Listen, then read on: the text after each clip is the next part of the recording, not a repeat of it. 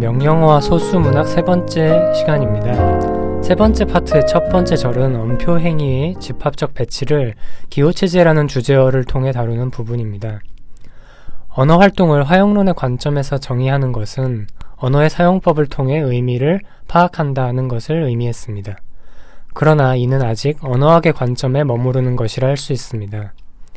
외부를 통해 언어를 사유하기는 언어가 자리 잡고 있는 배치, 그와 관련된 권력, 기호체제와의 문제에 대한 사유로 이어집니다.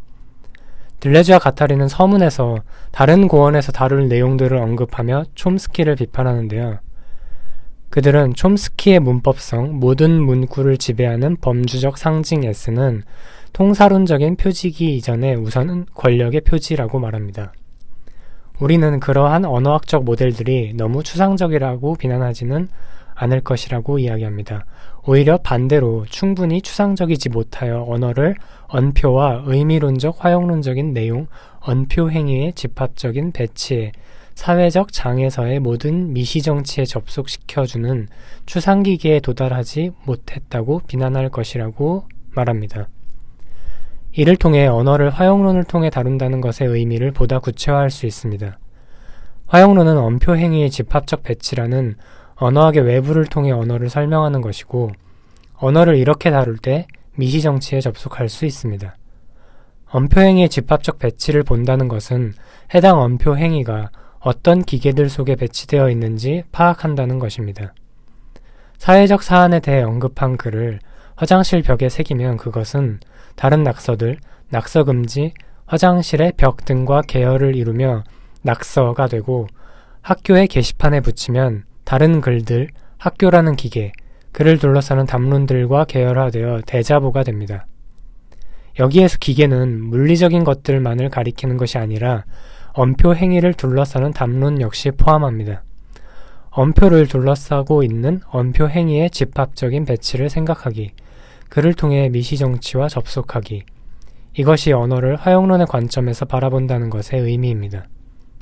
그리고 언표 행위의 집합적 배치의 형태는 기호체제로 나타나는데요. 천의 고언에서 다섯 번째 고언은 기표적 기호체제, 반기표적 기호체제, 전기표적 기호체제, 탈기표적 기호체제, 이렇게 네 가지 기호체제에 대해 말합니다. 다섯 번째 고언에는 기표적, 탈기표적 기호체제와 관련해 많은 설명이 할애되어 있습니다. 반면에 다른 기호체제에 대해서는 그렇지 않다고 할 수 있습니다. 우선 기표적 기호체제는 앞서 말한 주파수의 의미화와 관련된 것이며, 탈기표적 기호체제는 이 의미화에서 벗어나려는 움직임과 연관됩니다. 반기표적 기호체제는 탈기표적 기호체제와 유사하게 의미화에 저항하는데 주로 탈기표적 기호체제로 나아가는데 반기표적 방식이 사용된다고 할 수 있습니다. 전기표적 기호체제는 의미화 이전의 기호체제를 의미합니다. 물론 첫 번째와 두 번째 두 기호체제는 주도적인 형식으로 나타나는 것이지 기호체제가 이것들로만 구성되어 있다는 것을 의미하지는 않습니다. 또한 존재하는 기호체제들은 이들 혹은 그 이상의 기호체제들이 다양하고 혼성적으로 섞여 있습니다. 그래서 저자들은 기호체제들은 많다라고 이야기하며 우리가 제시한 목록은 자의적이고 제한된 것이라고 말합니다. 또한 모든 기호계는 그것이 다양한 내용들의 형식과 결합된다는 점에서 뿐만 아니라 상이한 기호체제들과 결합된다는 점에서 혼성적이라고 할 수 있을 것이라고 이야기합니다.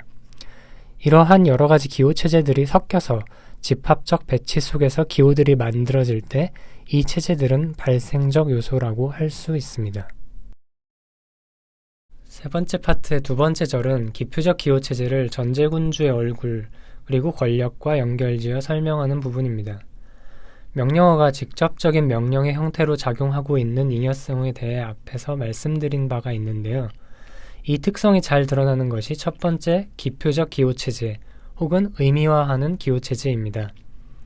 여기에서 주로 작용하는 잉여성의 형식은 주파수와 관련됩니다. 앞서서 주파수가 의미화 작용과 관련이 있다는 것을 살펴봤는데요. 이 체제는 전제군주적 기호체제로 명령을 강요합니다. 의미화의 중심에 전제군주의 기표가 있고 그 주변에는 신민들이 의미화의 원한의 밖으로 벗어나지 않도록 의미화의 체제에 새로운 기표를 공급하는 사제, 예언자가 있습니다. 이들은 전제군주의 의미를 보충 설명함으로써 신민들이 탈주선을 그리지 않도록 만드는 이들입니다. 여기에서 앞서 말씀드린 안면성이 등장합니다. 기표는 얼굴 위에서 재형토화되고 기표에 실체를 부여하는 것은 표정이며 해석할 것을 제공하는 것도 표정이라고 저자들은 말합니다. 기본적으로 사형 선고를 내리는 명령어를 방사하는 전제군주의 얼굴, 전제군주나 신은 그의 신체 전체이기도 한 자신의 태양 얼굴을 기표의 신체로서 휘두릅니다. 이 기호체제에서 전제군주의 얼굴은 항상 정면을 향하며 명령어를 발화합니다. 그 명령어는 탈주선을 그리려고 하는 자가 원한의 밖으로 넘어가지 못하도록 사이의 울타리를 넘지 못하도록 막습니다. 그들은 울타리 너머에 죽음이 기다리고 있다고 말합니다. 따라서 모든 명령어에는 기본적으로 사형 선고가 있다고 할 수 있습니다. 독재자들은 항상 정면의 얼굴로 의미화될 것을 요구합니다. 따라서 기표적 기호체제에서는 잉여성이 전제군주의 얼굴 위로 응결되고 재영토화됩니다. 모든 기호들이 단 하나의 기표로 환원되는 이 기호체제를 저자들은 편집증적 체제라고 부릅니다. 기표적 기호체제에 대해서 떠올리기 쉬운 예시가 한국의 군부 독재 시절입니다. 이때 독재자는 자신의 원한 안으로 사람들을 끌어들이려고 하고 그 얼굴에 의미화되지 않는 사태가 발생하지 않도록 국가 조직이 동원됩니다. 전제군주에 동화되지 않는 이들에게는 항상 죽음이 기다리고 있습니다. 세 번째 파트의 세 번째 절은 탈기표적 기호체제를 얼굴 돌리기와 공명을 통해 말하려고 합니다. 전제군주의 사형 선고가 담긴 명령어가 있다고 하더라도 모두가 이에 공명하지는 않습니다. 원한의 밖으로 벗어나는 속죄의 양은 전제군주가 방사하는 사형의 명령어로부터 죽음을 불사하고 멀어집니다. 그는 얼굴을 지우니 사형수입니다. 그는 전제군주의 얼굴을 외면하고 얼굴을 돌리는데 이는 정념에 이끌리면서 시작됩니다. 전제군주 역시 마찬가지로 이들에게 얼굴을 돌리고 그들에게 부정적인 낙인을 부여합니다. 때문에 얼굴 돌리기는 항상 이중적이라고 할 수 있습니다. 앞서 말씀드린 기표적 기호체제에서 의미화가 부각됐다면 탈기표적 기호체제에서는 주체화가 부각됩니다. 이 특성을 잘 보여주는 것이 유태민족의 순환입니다. 모세를 비롯한 이들은 파라오로부터 얼굴을 돌려 탈주선을 그립니다. 유태민족은 얼굴을 돌림으로써 주체화된다고 할 수 있습니다. 하지만 이런 탈주선은 이내 재영토화됩니다. 파라오에서 벗어난 이들이 히브리의 새로운 신을 옹립하기를 원하듯이 탈기표적 기호체제에서 탄생한 주체는 다른 신에게 공명하기를 원하며 다른 주체화를 발생시킵니다. 락강이 68 혁명 당시 학생들에게 당신들이 찾고 있는 것은 새로운 주인이라고 말했던 것이 이에 부합합니다. 다른 신에 의한 주체화, 이는 예속화의 다름 아닙니다. 다른 신의 부름에 의미화되는 것, 이것이 저자들이 알티세르를 언급하며 호명을 말하는 이유입니다. 정면의 얼굴에서 얼굴을 돌린 이들은 자신과 마찬가지로 얼굴을 돌린 또 다른 옆 얼굴과 마주보기를, 공명하기를 원합니다. 옆 얼굴은 다른 옆 얼굴과 공명하며 주체화됩니다.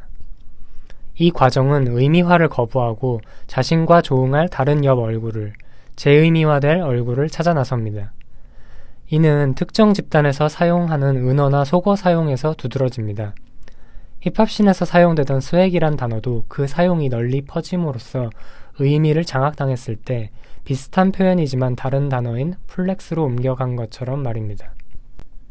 최근에는 예전만큼 이슈화되지 않지만 한동안 한국 사회 내에서 갈등의 대립구조를 보여줬던 일간베스트나 메갈리아가 얼굴 돌리기와 공명의 사례를 보여줍니다. 둘 모두 인터넷 커뮤니티에서 유래했는데요. 이들은 각기 게시물들에 가해지는 제재에서 벗어나기 위해 독립했다는 점에서 얼굴 돌리기의 결과물이라 할 수 있습니다. 한 평론가는 일베의 특징을 분석하면서 운동권이 사회기득권의 이데올로기에 대하여 그들 소수만이 유일하게 독립적이었다고 여겼다면 일베는 호남과 민주화 세력이 장악하고 있는 세상에서 자신들만 깨인 인식을 하고 있다고 여긴다고 말합니다.